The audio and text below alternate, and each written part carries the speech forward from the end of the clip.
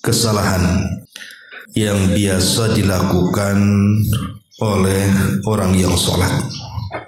Tentu kesalahan ini ada yang sifatnya fatal, artinya bisa membatalkan sholat. Ada juga mengurangi kesempurnaan sholat. Dengan mempelajari beberapa kesalahan yang biasa dilakukan orang sholat, tentu ini penting karena sadar ataupun tidak, terkadang di antara kita ini terjerumus pada kesalahan-kesalahan dalam sholat ini. Makanya kita akan membahas apa saja kesalahan-kesalahan yang biasa dilakukan umumnya kaum muslimin, yang sebagiannya bisa membatalkan sholat dan yang lainnya bisa mengurangi kesempurnaan sholat. Tentu yang pertama, ketika seseorang berangkat menuju sholat, ada sebagian kaum muslimin yang tergesa-gesa ketika menuju masjid karena takut kehilangan rakaat. Karena mungkin dari jauh sudah terdengar qomat. Terkadang ada yang lari ataupun jalan cepat sehingga ketika masuk di saf pertama nafasnya itu mengganggu kehusuan sholat karena capek gitu ya. Padahal Nabi SAW mengatakan, idza sami'tumul iqamata famshu ila sholati wa alaikum bis sakinati wal waqar wa la tusri'u fama adraktum fasallu wa ma fatakum fa'atimu. Rawahul Bukhari. Apabila kalian mendengar suara qomat, maka berjalanlah menuju sholat, dan wajib atas kalian untuk tenang, jangan tergesa-gesa. Apapun yang kalian dapati, maka sholatlah. Apapun yang luput dari kalian, maka sempurnakan sholatmu. Hadis ini dikeluarkan Imam Bukhari. Jadi tujuan kita sholat itu kan mendapatkan kehusyuan dan tumakninah. Kalau kita tergesa-gesa dengan cara lari atau jalan cepat menuju masjid, secara otomatis maka nafas kita itu juga akan kelelahan, sehingga akan mempersulit mendapatkan khusyuknya sholat. Dan ini yang banyak dilalaikan kaum muslimin, terutama orang-orang awam. Kadang-kadang baru sampai di teras masjid, imam sudah mendekati ruku, itu lari sekencang-kencangnya. Jangan sampai kemudian dia ketinggalan ruku. Ini dalam Islam tidak boleh, karena dia akan mendapatkan sesuatu tapi luput sesuatu yang lebih manfaat. Ya, memang dia akan mendapatkan rukunya imam, tetapi ada yang luput dari dia, kehusyuan yang inti daripada sholat.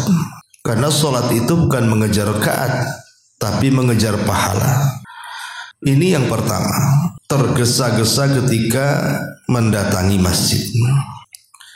Yang kedua,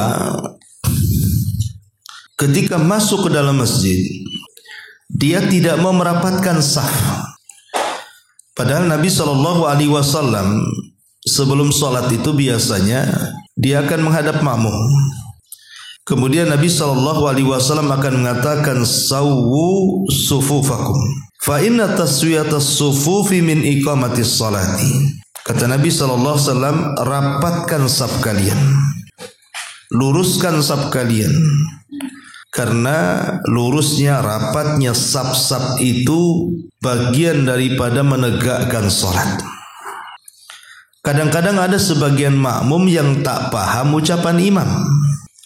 Kan imam itu rata-rata sebelum sholat, kalau paham sunnah, biasanya imam itu akan meminta makmumnya merapatkan. Tapi ada sebagian makmum tak paham ucapan imam. Dia sholat asal-asalan mengambil saf saja. Padahal kalimat taswiyatus shaf dalam hadis ini artinya seseorang menempelkan mata kaki dia dengan mata kaki saudaranya dan bahu dia dengan bahu saudaranya. Itu yang diajarkan Nabi SAW tentang kalimat sawu sufufakum. Maksudnya sawu diambil dari taswiyah saf, itu maksudnya muhadzatul manakib, menempelnya bahu dengan bahu ataupun mata kaki dengan mata kaki. Kalau orang yang tahu sunnah, mungkin ketika dirapatkan itu semakin khusyuk kan Bu, karena dia sedang melaksanakan sunnah. Tapi kalau dia orang awam, kadang-kadang kalau kaki kita merapatkan dia menjauh, kita mendekat dia menjauh, kita mendekat makin menjauh dia. Alasannya gatal katanya, nggak khusyuk. Itu karena tidak paham keutamaan merapatkan saf. Padahal merapatkan saf itu menunjukkan kebersatuan hati-hati orang yang sholat dalam masjid itu. Karena Rasul yang mengatakan la tasawwunna sufufakum aw la yukhallifannallahu baina qulubikum. Rapatkan saf kalian atau Allah akan perselisihkan hati kalian. Jadi sebenarnya memandang di sekitar itu apakah bersatu atau tidak itu lihat safnya Bu. Kalau safnya itu memang rapat, betul-betul mengikuti sunnah, memang masyarakat di situ kompak biasanya. Tapi kalau saf sholatnya saja centang perenang, mata kakinya menjauh dari mata kaki saudaranya, bahunya menjauh dari bahu saudaranya, yang nempel ujung sajadah dengan sajadahnya Bu. Jadi kalau kita lihat, karena orang masing-masing bawa sajadah, yang penting sajadah dia nempel dengan sajadah saudaranya. Lah Nabi itu tidak menyuruh menempel sajadah, tapi menempel kaki dengan kaki, bahu dengan bahu. Nah, ini juga diantara kesalahan yang banyak dilakukan di masyarakat. Kemudian juga yang selanjutnya, kesalahan adalah ketika mendatangi masjid dan dia sudah memakan sesuatu yang menimbulkan bau-bauan. Pamannya ibu habis makan pete, makan jengkol, lupa sikat gigi, langsung main ke masjid saja. Lah ini akan menyakitkan para malaikat. Karena malaikat itu mereka akan tersakiti sebagaimana Bani Adam tersakiti. Nah, Nabi SAW di zaman itu ada orang yang memakan bawang merah atau bawang putih. Maka Nabi SAW langsung mengatakan, man akala thawman au basalan falyatazilna au qala falyatazil masjidina, falyatazil masjidana wal yaq'ud fi baitihi. Kata Nabi SAW, barang siapa yang memakan bawang, maka menyingkir dia dari kami. Dalam riwayat, menyingkir dari masjid kami dan hendaklah duduk di rumahnya saja. Dari sini kata para ulama, memang hadis ini larangan memakan bawang, tetapi bukan berarti makanan-makanan yang lain yang baunya sama atau lebih daripada bau bawang itu dibolehkan, justru dilarang, tidak boleh. Seperti makan pete, makan jengkol, atau makan-makan yang lainnya yang kira-kira kalau kita makan itu mengeluarkan bau tidak sedap. Ya. Jadi ini juga kesalahan orang sholat, dia tidak memperhatikan wangi-wangian mulutnya. Kemudian juga di antara kesalahan orang sholat adalah tashbik al-asabi. Tashbikul asabi di dalam salat atau ketika keluar masjid memang hukumnya makruh, tapi jangan dilakukan. Artinya tashbik asabi itu seseorang memasukkan jari semacam memasukkan jari-jari tangan sebelah kanan ke jari-jari tangan sebelah kiri. Itu disebut tashbik Bu. Itu dilarang sebenarnya, makruh, karena tasyabuh dengan orang-orang kafir. Dan ini banyak ya, karena mungkin tidak paham. Tetapi memang ulama memakruhkan, tidak sampai haram. Kemudian juga di antara kesalahan orang salat adalah tarku at-tazayyun lis-shalah, meninggalkan berhias untuk salat. Kadang-kadang ada orang yang melakukan tatfif. Tatfif itu mengurang-urang hak dan tanggung jawab. Memang pada dasarnya tatfif itu bicara tentang pengurangan dalam takaran, pengurangan dalam timbangan, pengurangan dalam meteran dalam perdagangan atau curang dalam dagang. Tapi sebagian ulama juga meluaskan mana tatfif itu, yang Allah katakan dalam Quran tu wailul lil mutaffifin, itu kepada mengurang-urang hak kita dengan Allah. Pada Allah Subhanahu wa taala sudah banyak memberikan nikmat kepada kita. Terkadang ketika kita memberikan haknya kepada Allah, kita ini kurang. Karena ada sebagian orang itu apabila menghadap orang lain yang dihormatinya, umpamanya menghadap bupati, menghadap wali kota, menghadap orang-orang penting lah dalam hidupnya, itu tidak berani dia pakai pakaian asal-asalan itu, pakai kaos oblong itu tidak berani, Bu. Pasti akan minimalnya rapi, harum gitu, karena akan berjumpa dengan pejabat. Tetapi ketika dia menghadap Allah Subhanahu wa taala, dia dengan beraninya menggunakan pakaian asal-asalan. Ya pakaian sholat, pakaian tidur, pakaian sholat, pakaian main, pakaian sholat, pakaian kerja gitu ya. Seolah-olah tidak ada bedanya sholat dengan yang lainnya. Nah ini kan tatfif, Bu, namanya.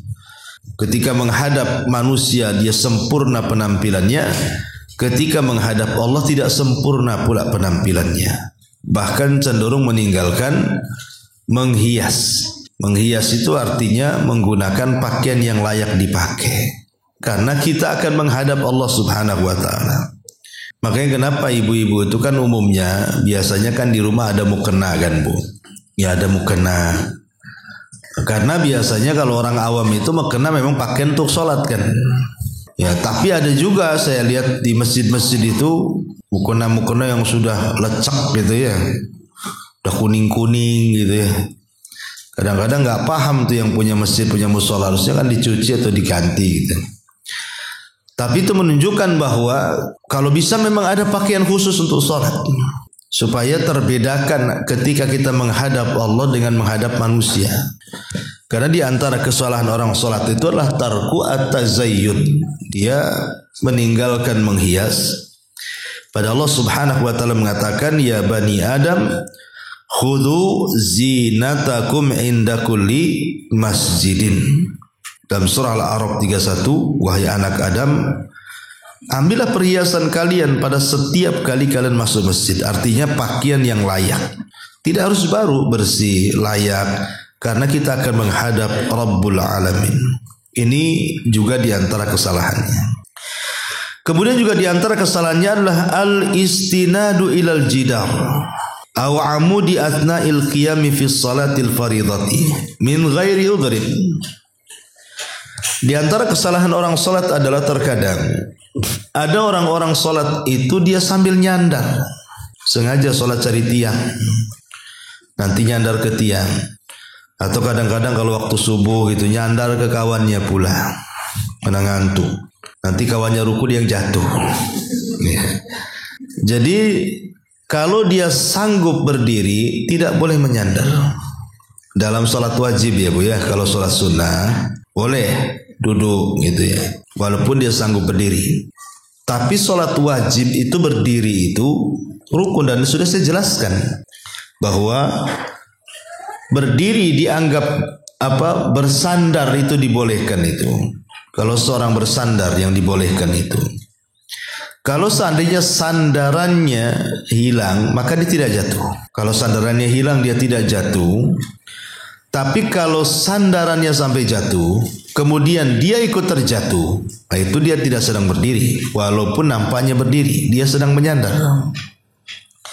Nah ini kesalahan orang sholat, bersandar ke tiang atau ke tubuh manusia atau kemana gitu ya, dalam sholatnya padahal dia sanggup tegap berdiri. Kemudian juga di antara kesalahan salat adalah raf'ul basari ila samai asna as-salati. Ketika salat pandangannya tidak fokus. Harusnya ketika posisi berdiri ada dua pendapat para ulama. Pertama, hadapkan pandangan kita ke arah tempat sujud. Dan itu yang lebih kuat. Yang kedua,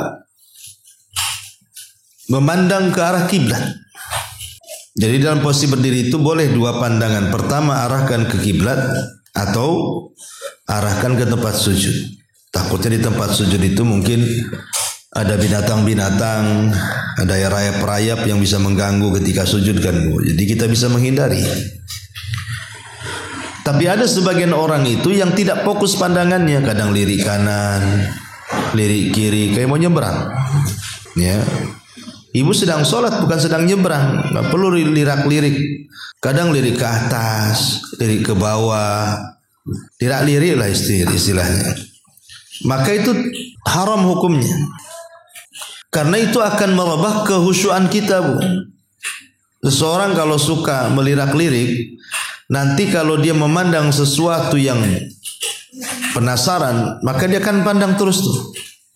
Pemain dia melirik ke atas, nampaklah ada cicak kejar-kejaran. Itu juga yang akhirnya ditonton dia kan. Dia tidak khusyuk kan. Makanya kenapa kemudian sebuah kesalahan kata Nabi SAW, la yantahiyanna an dzalik aw la yakhtifanna absarahum. Kata Nabi SAW, hentikan perkara itu. Maksudnya memandang ke arah yang bukan tempat memandang, atau pandangan mereka akan disambar petir. Nah ini kan ancaman dari Nabi SAW. Orang yang suka tengok-tengok itu hakikatnya dia sedang dicuri, Bu. Apa yang dicuri? Dompetnya tak hilang. Yang dicuri itu kehusyuan dia oleh setan. Dan itulah hakikat pencurian. Makanya ketika sholat fokus saat berdiri ke arah tempat sujud atau ke arah depan, ke arah kiblat. Kemudian di antara kesalahan juga adalah ketika sudah masuk ke dalam sholat.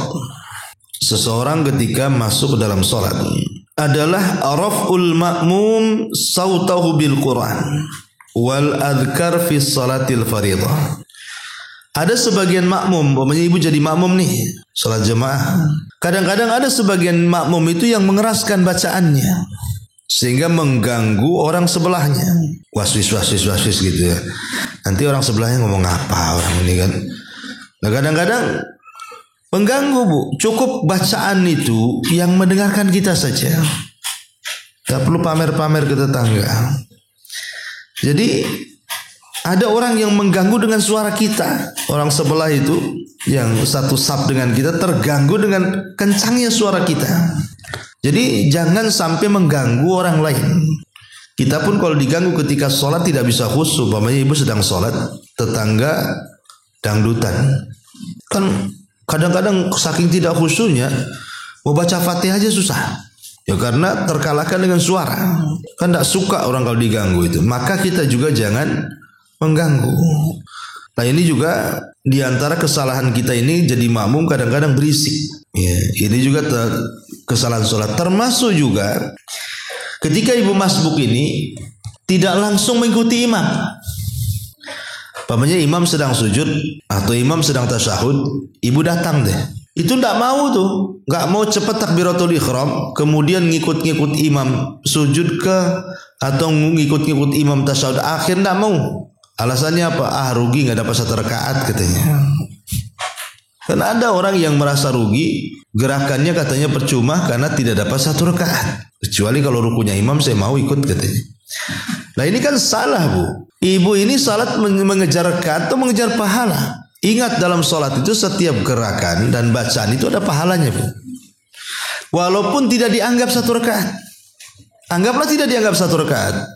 Tapi ketika ibu takbiratul ihram kemudian ikut sujud dengan imam, ikut tasyahud dengan imam, itu ada pahala tersendiri. Karena kita kan sholat mencari pahala, bukan mencari rakaat. Ini sholat cari rakaat kan itu. Kenapa tidak langsung sujud? Malas nggak dapat satu rakaat, nunggu aja dia berdiri gitu.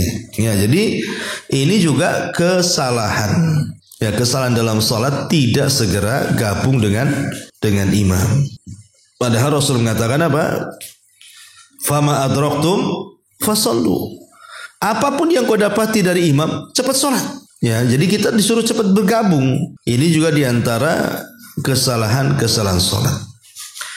Kemudian juga diantara kesalahan sholat adalah tidak sujud dengan 7 anggota sujud.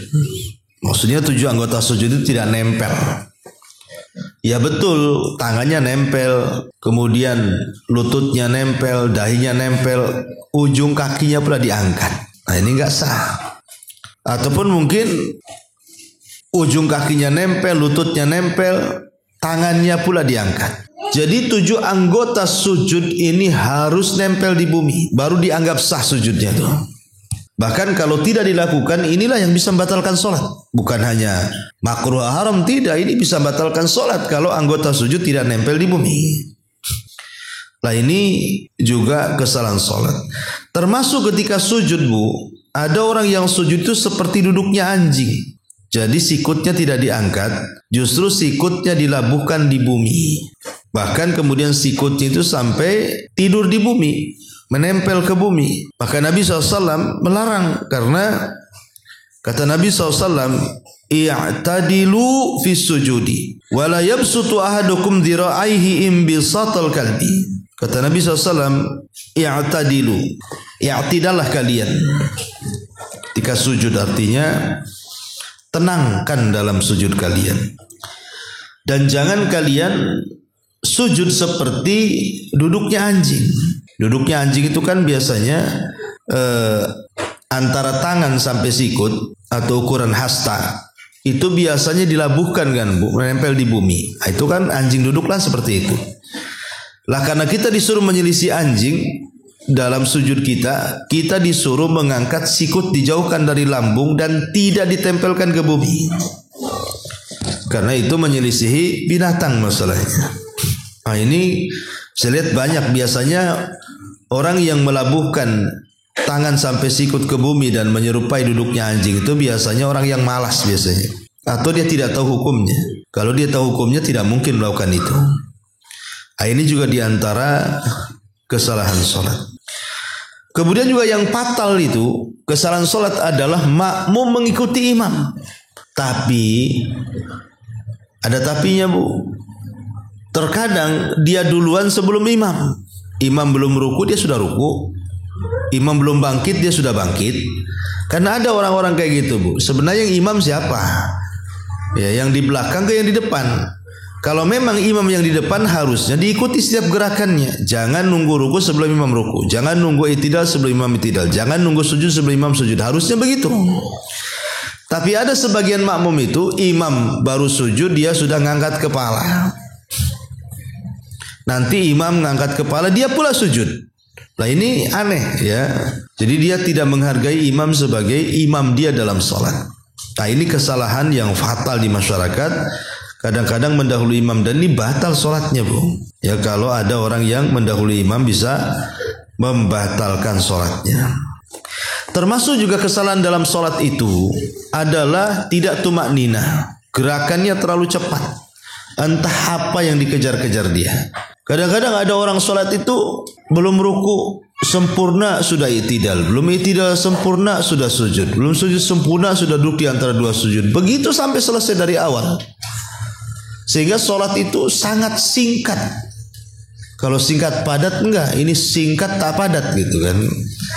Karena kadang-kadang bacaannya itu enggak dibaca juga kadang-kadang. Gimana cara bacanya? Jadi tidak tumaninah ini bahaya karena bisa membatalkan sholat. Makanya ibu kan lihat di YouTube yang lagi viral Ramadan dulu itu, yang orang sholat 23 rakaat berapa menit? 7 menit. 7 menit bu. Berarti kan itu bacaan Fatihahnya satu nafas bu. Yang nampak itu dolinnya saja bu. Dolin. Nah, bismillahnya nggak ada tuh. Toto dolin. Ini gimana coba baca Fatihah kok Kedol-dol aja. Ya. Jadi hal-hal yang seperti ini menghilangkan tumaninah. Tumaninah itu rukun loh. Rukun dalam sholat. Sementara kalau meninggalkan rukun itu bisa membatalkan sholat. Wajar kalau Rasul mengatakan nanti di akhir zaman ada orang-orang yang sholat itu seperti ayam mematuk makanan yang sedang lapar. Ayam kalau lapar dikasih beras kan patukannya cepat. Nah, nanti kayak kata Rasul nanti di akhir zaman ada orang sholat kayak gitu tuh. Ya. Jadi ini juga termasuk kesalahan. Kemudian juga di antara kesalahan sholat adalah tidak baca Fatihah ketika sholat-sholat yang disirkan. Kalau yang dijaharkan, ya memang terjadi silang pendapat sih. Apakah makmum baca Fatihah ataukah makmum tidak baca Fatihah? Itu khilaf ulama. Tapi kalau sholat yang disirkan seperti zuhur, asar dan juga sholat-sholat yang tidak dikeraskan, maka baca Fatihah itu rukun. Jangan sampai ditinggalkan. Kalau ditinggalkan tidak sah sholatnya. Mendingan baca Fatihah setiap rakaat daripada tidak sama sekali membaca Fatihah, walaupun dia baca satu Quran sekalipun, kalau tidak baca Fatihah tidak sah sholatnya. Nah, ini juga diantara kesalahan sholat. Kemudian juga diantara kesalahan sholat adalah seseorang tasahul, meremehkan ketika dia sedang sakit. Ada orang-orang sakit itu yang dia meremehkan sholat.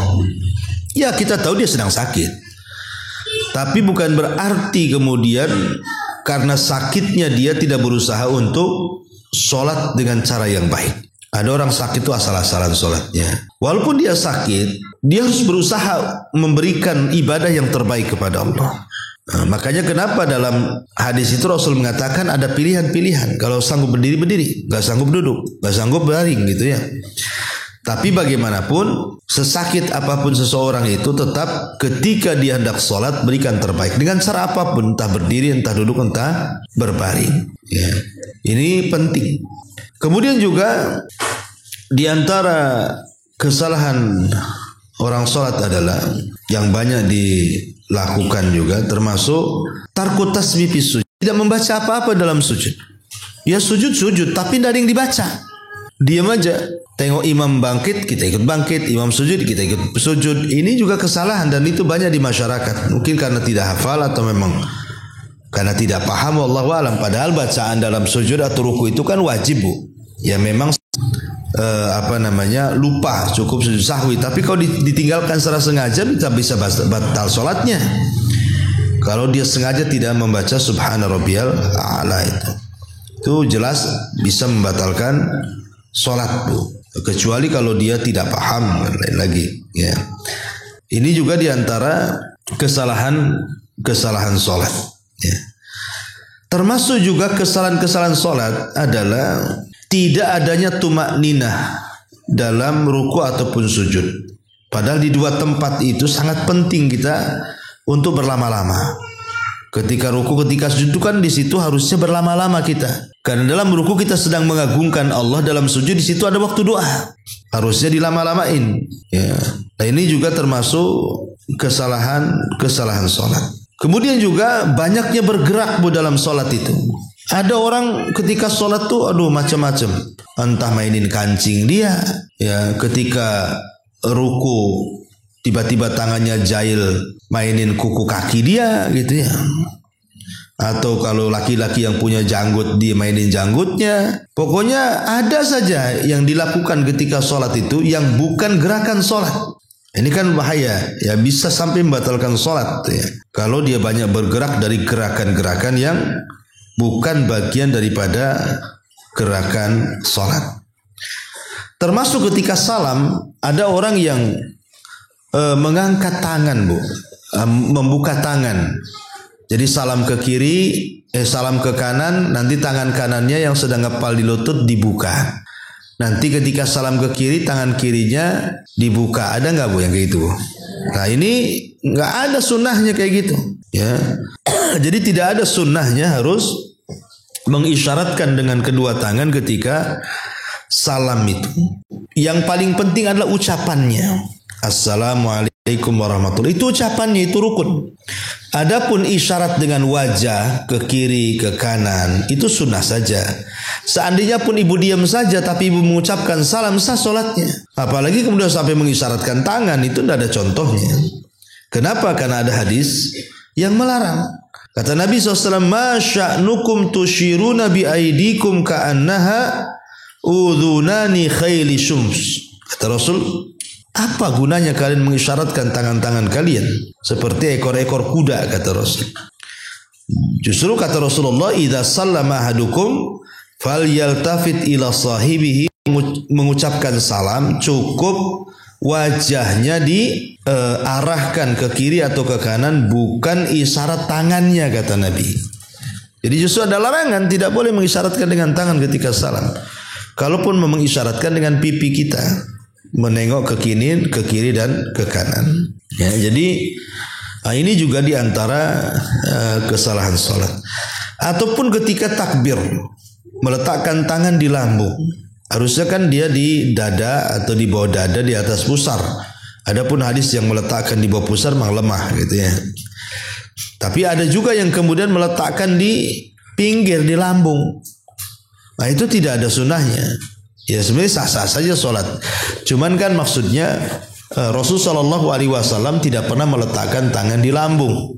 Ya, Rasul itu meletakkan tangan di dada atau di bawah dada, di atas pusar. Itu yang sahih dalilnya. Nah ini juga diantara kesalahan sholat. Ya, masyarul muslimat yang dimuliakan Allah Subhanahu Wa Taala. Termasuk juga mungkin bagi ibu-ibu gitu ya. Kita tahu bahwa ibu-ibu sholat itu lebih baik di rumah dibandingkan di masjid. Bukan berarti kalau di masjid tidak boleh. Tapi ada sebagian ibu itu yang ke masjid kayak orang kearisan, Bu. Itu bedaknya, lipstiknya, minyaknya, satu jerigen apa semua kan. Nah ini ibu mau kemana? Ya, kalau keluar aja tidak boleh. Seandainya ibu ke pasar, ke arisan, ke pengajian saja, tidak boleh ibu itu dandan menor ya. Nah, kecuali untuk suaminya di dalam rumah. Nah kadang-kadang ada ibu-ibu itu ke masjid itu subhanallah mukenanya dijinjing, Bu. Jadi dengan menornya dia nanti sampai di masjid baru dibuka mukenanya, baru dipakai. Nanti pulangnya digulung lagi mukenanya, Bu. Gak pakai jilbab. Nah ini saya lihat banyak nih wanita-wanita yang seperti ini. Entah apa maksudnya. Entah dia memang niat ibadah gitu atau memang niat yang lain, saya tak tahu ya. Tapi yang jelas itu kesalahan. Tidak boleh seorang wanita keluar sholat di masjid kecuali harus ikut tuntunan. Karena ketika dia tabarruj masuk ke masjid, dia tidak dapat pahala menuju masjid, justru dapat dosa karena dilihat orang. Ya, jadi ini juga diantara kesalahan-kesalahan orang-orang yang sedang sholat. Termasuk juga tidak memperhatikan waktu. Dia tidak memperhatikan waktu. Kadang belum masuk sudah sholat. Atau mungkin berlebihan, sengaja mengakhir-akhirkan waktu. Ada orang yang belum masuk sudah sholat, ada yang sudah masuk nggak mau sholat. Ya, diakhir-akhirkan saja. Pokoknya kapan sholat? Antar lagi kan masih ada waktu tuh. Asar anggaplah jam 3. Ibu diingatkan 1:30 sholat. Asarkan jam 3, masih bisa nanti jam 2. Nanti jam 2 datang diingatkan lagi, sudah jam 2 sholat, antarlah jam 2:30 katanya. Nanti udah 1 menit mau jam 3 baru sibuk tuh. Bayangkan 1 menit sholat, apa nggak kencang sholatnya tuh? Karena 1 menit harus selesai. Ya karena ada kaum itu yang suka mengakhirkan sholat. Makanya dari sini turun ayat fawailun lil musallin. Celaka bagi orang-orang yang sholat. Artinya orang-orang yang suka mengakhir-akhirkan sholat sampai keluar waktunya. Nah, itu namanya orang-orang yang wail, terancam dengan wail namanya. Mereka diancam dengan neraka atau dengan lembah di dalam jahanam. Ya. Termasuk juga dalam sholatnya itu dia tidak memperhatikan kehusuan, suka melamun. Ada orang sholat tuh dia mengikuti lamunan. Entah banyak hutang, entah belum dibayar hutangnya, entah karena ada urusan keluarga, Ada memang nampaknya khusyuk tegak kali, tapi otaknya kemana-mana bu. Mungkin ke bengkong dulu gitu ya. Padahal badannya di masjid tuh. Nanti mikir lagi Batam Center gitu ya. Nanti baru ke Batu Haji bu, muter-muter tuh. Padahal badannya di masjid lah. Ini kalau kita turuti lamunan tersebut itu bisa mencabut khusyuan. Nah kalau seseorang sudah mulai ke situ bu, ibu mamanya mulai melamun, segera ta'awud bu, itu karena itu dari setan. Segera berlindung kepada Allah, meludah ke arah kiri 3 kali. Ya karena itu supaya mengembalikan kekhusyuan dalam salat. Nah ini juga diantara kesalahan salat. Ataupun seseorang itu ketika salat meludah ke depan, nggak boleh bu.